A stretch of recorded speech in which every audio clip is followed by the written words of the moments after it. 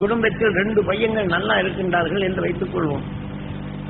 ஆனால் 2 பேரும் நல்லவா இருந்தாலும் சந்தர்ப்பத்தால் தாய் தந்தையர்கள் ஒரு பையன் மேல் அன்பாக செலுத்துகின்றனர், ஒரு பையன் மேல் சந்தர்ப்பத்தால் வெறுப்படையும் தன்மை வருகின்றது என்று வைத்துக் கொள்வோம்.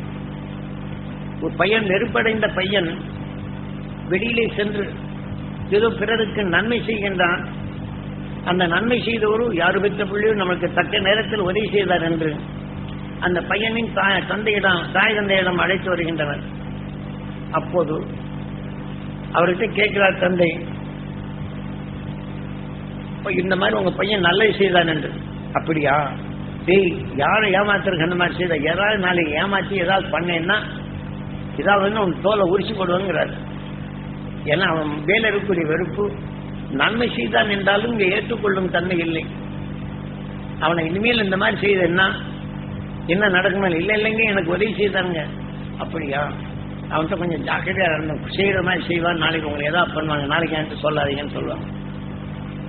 அதே சமயத்தில் நல்ல பையனா இவங்க இருந்தாங்க. ஆனால் வெளியில போய் அவன் தப்பு குறும்புத்தனம் பண்றான். அவன் அப்பா கிட்ட சொன்ன உடனே என்ன சொல்றாங்க? அவனு சொன்னா பரவாயில்லைங்க, இவன் அந்த மாதிரி எல்லாம் செய்ய மாட்டாங்க, இவன் அந்த மாதிரி செய்யவே மாட்டானுங்க. இல்லைங்க நீங்க கேட்டு பாருங்க, இருக்கிற நாள் அது எனக்கு தெரியும், என் பெற்றவன் எனக்கு தெரியாது, அவன் தான் அயோக்கியத்தனம் பண்ணுவான், இவன் அந்த மாதிரி செய்ய மாட்டாங்க, மீண்டும் அதைத்தான் வாதிப்பான். அப்புறம் அவனுக்கு சொன்ன ஒருபாடு போன ஒருபாடு ஏண்டது இந்த மாதிரி எல்லாம் செய்யலாமா, என்ன சொல்றாங்க பாத்தியா அப்படின்னு. இவன் பாசம் எதை வளர்த்து கொண்டோமோ அந்த உணர்வு கோப்பதான் நாம் பேசும். இதே மாதிரிதான் மனிதனின் வாழ்க்கையின் நண்பர்கள் என்று இருக்கப்படும் போது ஒரு லேச சந்தேகத்தை ஊற்றி விட்டா போதும், அந்த உணர்வின் தன்மை கொண்டு அந்த சந்தேக உணர்வே அங்க வரும்.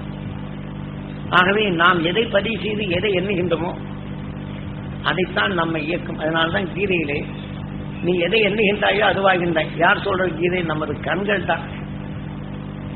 ஆக கண்ணன் என்று சொல்லவில்லை, கீதை என்று பாடங்களை கொடுப்பதால் வியாசகன் வியாபித்த உணர்வின் தன்மை மண்ணினுக்குள் அறிவின் இயக்கமாகவும் அவன் தெளிந்து நடக்கும் உணர்விற்கு கண்ணீர் மூல காரணமாக இருக்கிறது என்றும், இந்த உடல் உறுப்புகள் எவையாக இருப்பினும் கண்ணீர் மூலமாகின்றது. சில உண்மைகளை தீமைகளை அதை நீக்கி அது காட்டுவதற்கும் உண்மை என்று உணர்த்துவதற்கும். ஆனால் எத்தகைய உண்மையின் உணர்வை நாம் நுகர்ந்தாலும் நாம் தீமை என்ற நிலைகள், தீமை செய்கிறான் என்ற நிலைகளும் தீமையின் உணர்வு நுகர்ந்தால் அந்த தீமை செய்யும் அணுக்களாக நாம் உயிர் உருவாக்கி விடுகின்றது.